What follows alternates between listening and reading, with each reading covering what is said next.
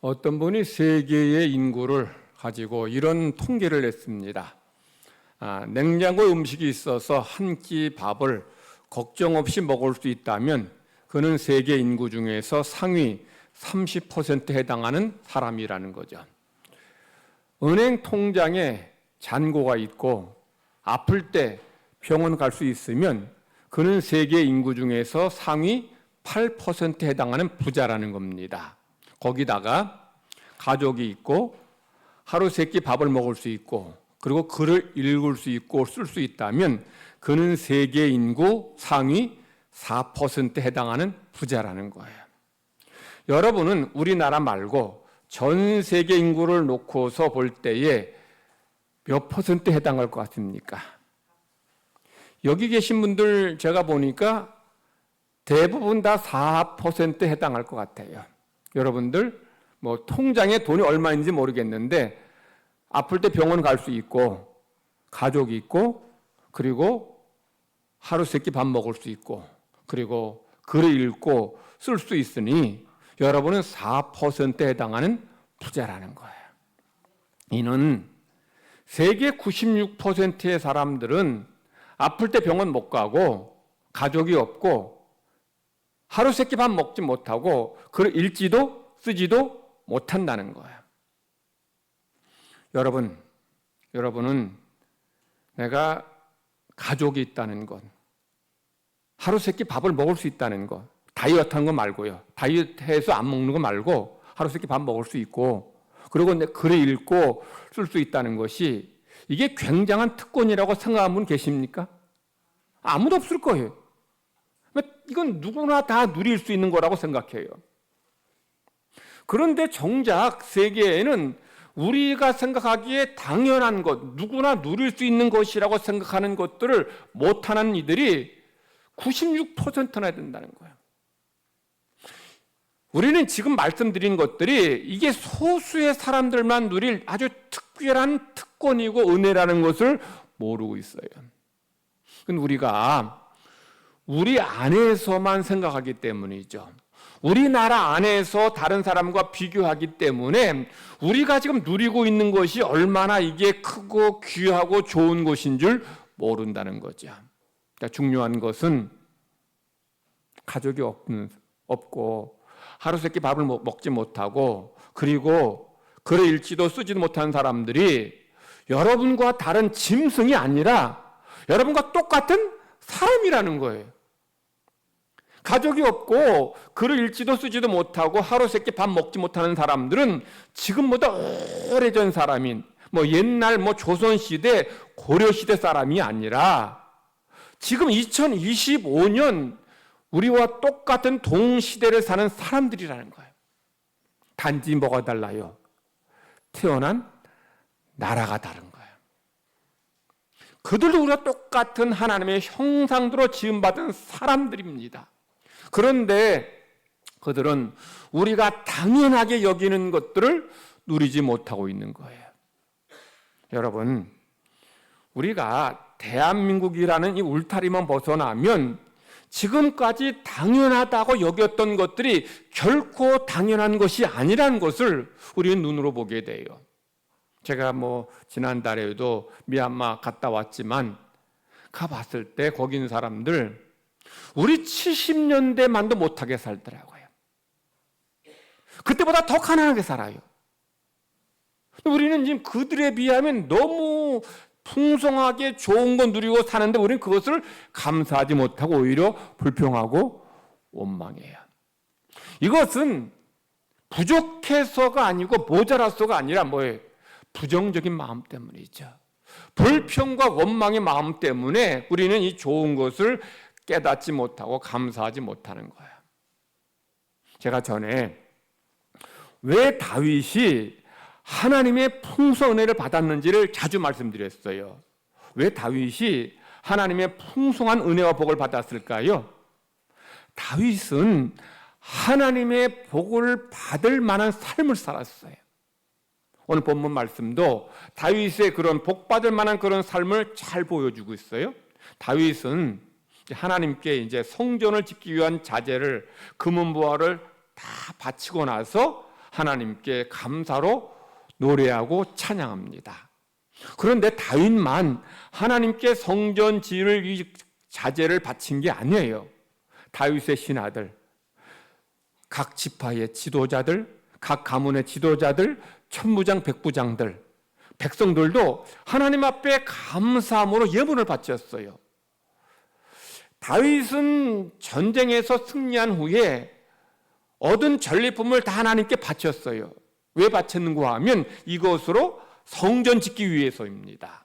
그런데 다윗은 백성들도 감사한 마음으로 하나님 앞에 이 예물을 바친 것이 너무 기쁘고 감사한 거예요. 왜냐하면 사실 다윗이 백성들이 이 예물을 바치지 않아도 다윗이 바친 것만으로도 충분히 성전 지을 수 있어요. 그러면 굳이 백성들 예물 드리지 않아도 되는데 왜 다윗은 백성들이 예물 드리는 것이 너무 기쁘고 감사했을까요? 물질이 있는 곳에 뭐가 있어요? 마음이 있습니다. 주님 말씀이죠. 자, 그러므로 백성들이 그들이 이렇게 정성을 다해 물질을 바칠 때에 그들은 이 성전 공사가 잘 진행되기를 기도할 것이고, 더 나아가 그들은 성전에서 제사하는 것을 감사하게 여길 것이에요. 백성들이 물질 바치지 않아도 얼마든지 성전 지을 수 있지만 백성들이 예물을 드림으로 인해서 하나님 사랑하게 되고 성전을 사랑하게 돼요.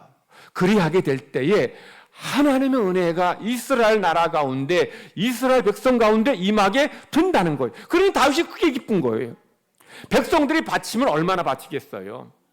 근데 그들이 바친 것이 뭐 크지 않더라도 그들이 이렇게 정성을 다해서 마음을 다해서 하나님께 바치니 하나님께 그들을 보시고 그들의 삶에 이 땅 가운데 은혜 주실 것을 보니까, 영적인 눈을 보니까 너무 기쁘고 감사한 거예요. 그래서 하나님 앞에 감사 찬양하는 거예요. 본문의 말씀은 바로 하나님께 다윗이 찬양하는 거예요. 하나님의 은혜를 찬양하는 거예요. 10절 말씀에 보면 다윗이 하나님을 송축했다. 송축. 송축이 뭐예요? 송축. 찬양해, 찬양. 즉 다윗은 하나님을, 은혜를 찬양했다는 거예요. 그러니까 찬양은 하나님이 기뻐하시는 신앙의 행위입니다.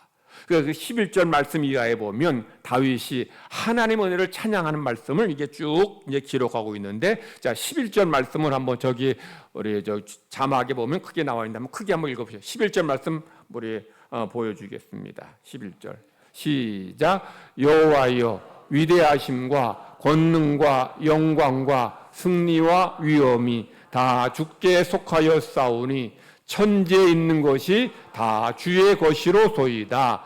여호와여 주권도 주께 속하여 싸우니 주는 높으사 만물의 머리심이. 다윗의 첫 번째 찬양은 우리 보여주세요. 크게 읽어주시기 바랍니다. 첫 번째 찬양 시작.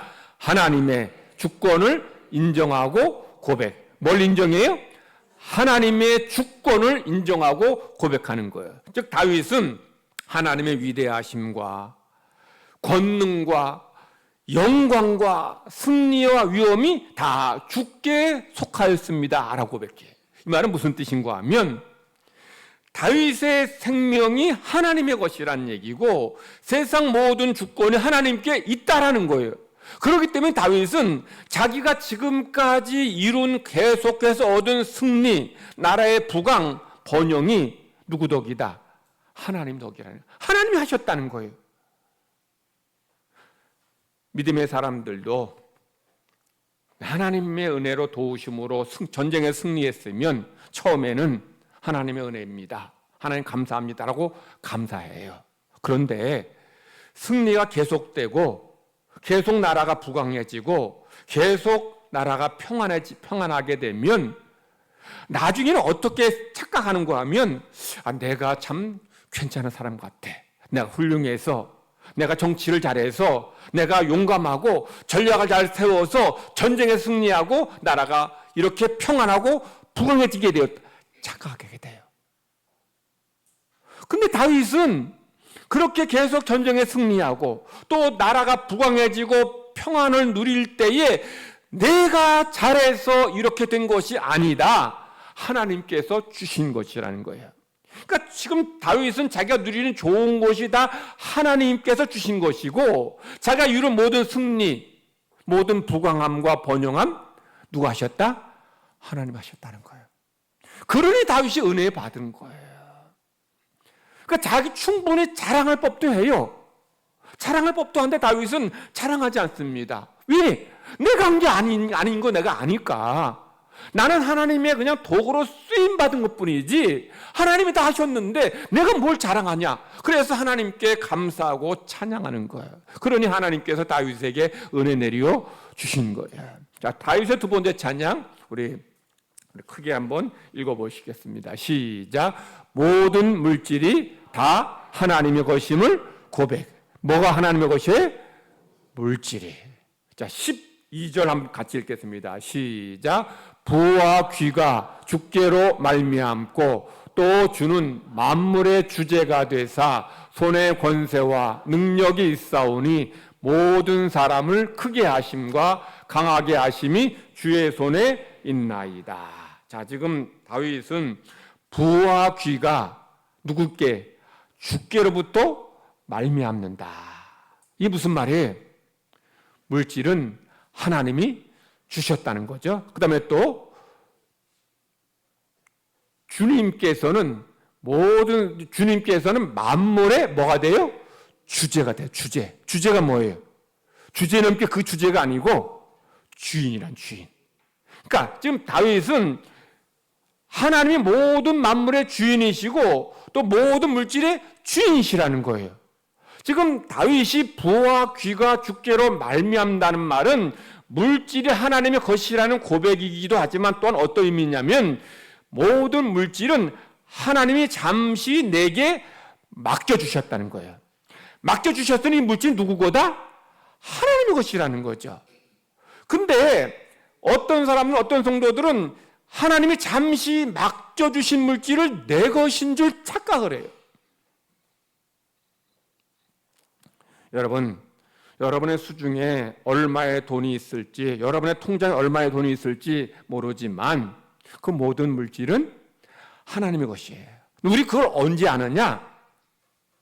죽을 때, 그리고 물질 잃을 때 내 것이 아닌 줄 알아요. 아무리 돈 많아도 여러분 죽을 때 1원도 가지고 가지 못합니다. 그때 우리는 이게 내 게 아니라는 것을 깨닫게 되고 실감하게 돼요. 또한 죽지 않아도 여러분들이 가진 물질을 잃게 될 때에 그것이 내 것이 아니라는 것을 우리는 깨닫고 실감하게 됩니다. 우리는 욥의 모습에서 그런 모습 보게 되죠. 욥이 하루아침에 많은 물질 다 잃었어요.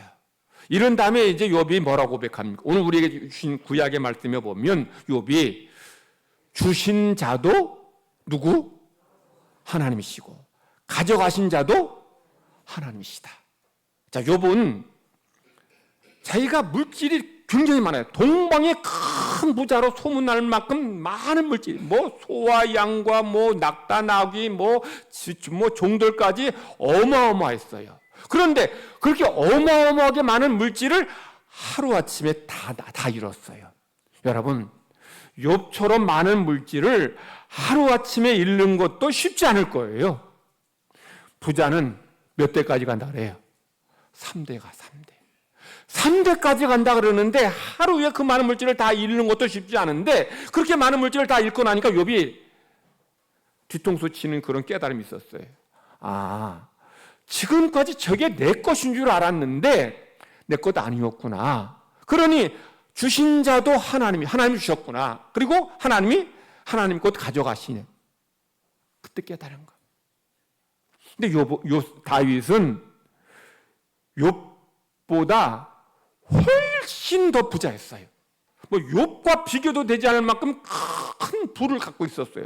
근데 다윗 뭐라 그래요? 내 게 아니라는 거야. 내 게 아니라는 거예요. 하나님의 것이라는 거예요. 그 하나님의 것이니 하나님께 바치겠다는 거예요. 그러니까 이런 고백을 하고 하나님께 바칠 때 하나님께서 이 다윗에게 은혜를 내려 주신 것이에요. 자, 다윗의 세 번째 찬양 우리 한번 크게 읽어보십니다. 저기 보여주세요. 세 번째 시작. 백성들이 뭘 감사해요? 백성들이 하나님께 물질을 바친 것을 감사했어요. 자, 우리 14절 말씀 한번 읽겠습니다. 시작. 나와 내 백성이 무엇이기에 이처럼 즐거운 마음으로 드릴 힘이 있었나이까. 모든 것이 주께로 말미암아 싸우니 우리가 주의 손에서 받은 것으로 주께 드렸을 뿐이니이다. 지금 다윗의 세 번째 감사는 뭐냐면, 다윗도 하나님께 물질 바친 것도 감사하고 백성들도 물질 바친 것도 감사한데, 다윗은 이거를 어떻게 해석했는가 하면, 나도 그렇지만 백성들 하나님께 물질을 바친 것은 하나님의 백성들의 마음에 은혜 베풀어 주셔서 감사를 깨닫게 하셔서 이 물질을 바쳤다는 거죠. 다윗은 평생 자기가 받은 모든 것이 하나님의 은혜임을 고백하고 감사했어요. 근데 나도 그런데 백성들도 이렇게 하나님 앞에 물질 바친 것을 보니까 하나님께서 백성들의 마음에 은혜 베풀어 주시고 넓은 마음 주시고 감사를 깨닫게 하셨으니 백성들의 물질을 하나님께 바쳤다. 이것이 감사한 거예요. 그러니까 하나님께서 이 좋은 모든 것을 다 하셨다라는 거예요. 물질 주셨고 건강 주셨고 나라 부강하게 하시고 평안하게 하신 것 하나님이 하신 것이라는 거죠. 그리고 백성들이 이렇게 믿음이 자라가지고 신앙이 자라서 감사한 말 하나님께 드릴 수 있게 하신 분이 누구다? 하나님이시라는 거예요. 그러니까 이 다윗은 이 모든 좋은 것 하나님이 하셨다. 그러므로 하나님께 영광과 찬양과 경배를 올려드리는 거예요. 정리해 봅시다. 다윗의 세 번째 세 가지 감사와 찬양. 첫 번째는 하나님의 주권이 주권. 내 생명이 하나님의 것이다. 그러니 다윗이 한 모든 것도 그가 이룬 승리, 나라의 부강, 번영 누가 하셨다? 하나님 하셨다. 자, 두 번째. 모든 물질 하나님의 것이다. 내가 땀 흘려 일해서 노동해서 번 물질이지만 누구 것이다? 하나님의 것이다. 그러니 하나님께 감사함으로 바칠 수 있었던 거예요. 세 번째는 뭐예요? 백성들이 하나님께 물질 바친 것에 대해서 감사한 거예요. 그러니까 은혜 주시니까. 여러분 성도들이 돈 많다고 감사합니까? 은혜 받으면, 은혜가 넘치면 하나님께 감사하고 하나님 기뻐해요. 그러니까 지금 다윗은 백성들이 하나님 은혜 베풀어 주셔서 이렇게 감사하고 있음을 지금 고백하고 찬양하는 거예요. 그래서 성도 여러분도 이렇게 다윗처럼 하나님 앞에 여러분의 주권을 인정하고 여러분 물질 하나님의 것임을 고백하고 감사한 마음을 주신 걸 감사할 때 하나님께 여러분에게도 다윗과 같은 은혜를 내리어 주실 줄 믿습니다. 오늘 우리에게 주신 신약의 말씀은 여러분 잘 아는 말씀처럼 포도원 품꾼 이야기죠. 자, 당시에는 오전 6시에 가서 이제 일꾼을 이제 구하기도 하고 또 포도 딸 때는 바쁘니까 9시, 12시, 오후 3시, 오후 5시에 나가서 이제 일꾼을 구해서 일을 시켰어요. 그런데 일을 다 마치고 보니까 주인이 오후 5시에 온 사람부터 임금을 주는데 5시에 온 사람은 몇 시간 일했어요? 1시간 일했습니다. 1시간 일했는데 하루치의 품삯은 한 데나리온을 주는 거예요. 그러니까 오전 6시, 9시 온 사람들은 야, 우리는 하루 종일 12시간 동안 일했으니 아마 더 받을 거야. 기대했습니다. 기대했는데 얼마 받았어요? 똑같이 한 데나리온 받았어요. 그래서 주인께 불평하고 원망했습니다. 자, 여러분이 오전 6시에 와서 일한 사람이라 합시다. 여러분이 오전 6시에 와서 저녁 6시까지 12시간 일했어요. 그런데 12시간 일한 여러분과 5시에 와서 1시간 일한 한 사람과 똑같이 한 데나리온 품삯을 줬습니다. 그러면 여러분은 주인께 이 사람들처럼 불평하겠습니까? 아니면 그래도 일 시켜줬으니 감사하다 하겠습니까? 나는 이건 공정하지 않다. 공정하지 않으면 이건 불평할 것 같다. 1번. 아니다. 나는 그래도 일 시켜줘서 감사하다. 2번. 자, 솔직하게, 정직하게, 난 몇 번 같아요? 1번. 1번. 자, 2번. 나머지는 3번이? 자, 그러면, 자, 우리 솔직하게 공정하지 않아 보여요. 그렇죠? 아니, 1시간 일하는 사람하고 12시간 일하면 똑같이 주면 공정하지 않잖아요. 그런데, 5시에 온 사람이 여러분의 아버지고, 여러분의 남편이라 합시다. 그럼 여러분의 아버지가 남편이 일 시켜줄 사람을 일 가서 하루 종일 기다렸는데 못 찾았어요. 근데 이제 해가 저물어 가는데, 곧 이제 이렇게 끝나는데, 그런데 이제 맘씨 좋은 어떤 사람이 와서 일하라는 거예요. 1시간밖에 일 안 했는데, 한 배 내려줍니다. 자, 그러면 여러분들은 왜 우리 아버지는 1시간밖에 일하지 않았는데, 하루 종일 일한 나와 똑같이 한 배 내려줍니까? 라고 불평하겠습니까? 아니면, 주인님은 너무 마음씨가 좋고 훌륭한 분입니다라고 주인께 감사하고 주인 칭찬하겠습니까? 1번, 2번. 1번, 2번. 자, 1번. 나는 정말 우리 아버지에게 나랑 똑같이 한 대나 준 건 난 불평하겠다. 1번. 없어요? 1번? 불평해? 그래도 불평해? 2번. 나는 감사하겠다. 다 감사해. 내 가족에게 내 1시간밖에 일하지 않았지만 내 가족이 이렇게 후하게 대우해 줬다면 이거 불평하고 원망할 사람 아무도 없을 거예요. 그러면 여러분, 이 6시에 온 사람들, 오전 9시에 온 사람들 뭐가 문제예요? 사랑의 마음이 없는 거예요. 가족의 마음이 없는 거예요. 만약 이들에게 사랑의 마음이고 가족의 마음이 있다면 이렇게 생각했을 거예요. 저 사람이 하루 종일 일하지 못해서 얼마나 해가 탔을까. 일하지 못하고 그냥 빈손으로 들어가면 그 어린 아이들 굶을 텐데, 그런데 저 주인님이 참 마음이 좋아가지고 5시에 일을 시켜주고, 그리고 그것도 모자라서 또 한 데나리온까지 주니 우리 주인님은 너무 훌륭하고 좋은 분이라고 생각할 거예요. 이 이야기가 비유지만 실제로 있었던 있는 일이라면 불평하고 원망한 사람들은 하나님 은혜 받지 못했을 겁니다. 왜냐하면 그 이 입의 입술로 불평하고 원망하기 때문이죠. 근데 반대로 한 데나리온, 1시간이라고 한 데나리온 받은 사람은 하나님 은혜를 받았을 거예요. 왜냐하면 주님의 은혜를 감사하고 고백했기 때문이에요. 하나님은 어떤 사람에게 은혜 내려주셔요? 은혜를 알고 고백하고 감사하는 자에게 하나님께서 은혜 내려 주십니다. 성도들이 그래서 은혜를 고백하고 깨닫고 감사하는 그런 성도가 됨으로 인해 하나님의 은혜가 여러분의 삶에 풍성하시기를 간절히 바랍니다. 제가 친구 목사한테 들은 얘기예요. 친구 목사가 부목사로 일하던 그 교회 집사님을, 그 교회 이제 부목사 떠나면서 이제 오랫동안 못 만났는데 이제 오랜 세월 지난 다음에 만났대요. 만났는데 그 집사님이 모 기관의 기관장이 되었어요. 그래서 기관장이 되어서 이제 그 겪은 일을 이제 이야기해 주더랍니다. 그분이 이제 기관장이 됐는데 직원이 한 20명 가량 되더라고요. 20명.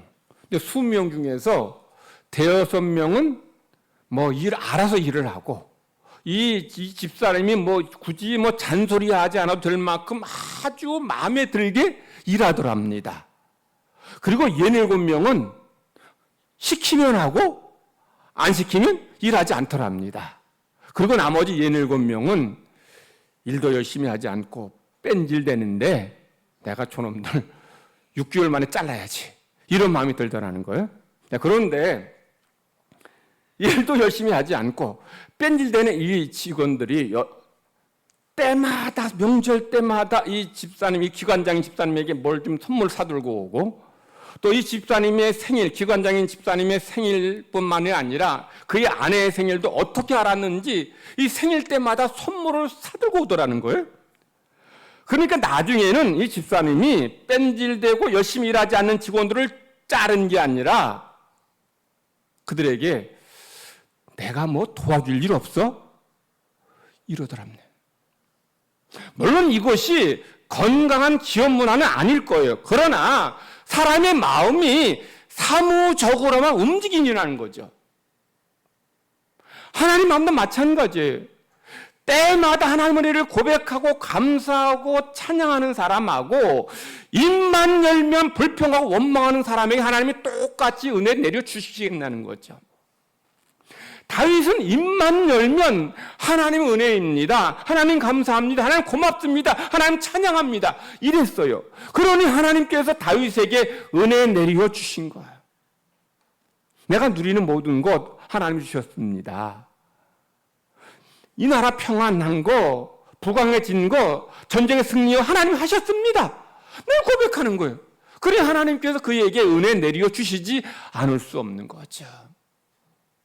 성도 여러분, 여러분 이 자리에서 예배 드릴 때마다 하나님의 은혜를 고백하고 감사하고 찬양할 뿐 아니라 또 매일의 삶 속에서 매일매일 삶 속에서 하나님의 은혜와 사랑을 감사하고 찬양할 때에 하나님께서 기뻐하시고 은혜 내려 주십니다.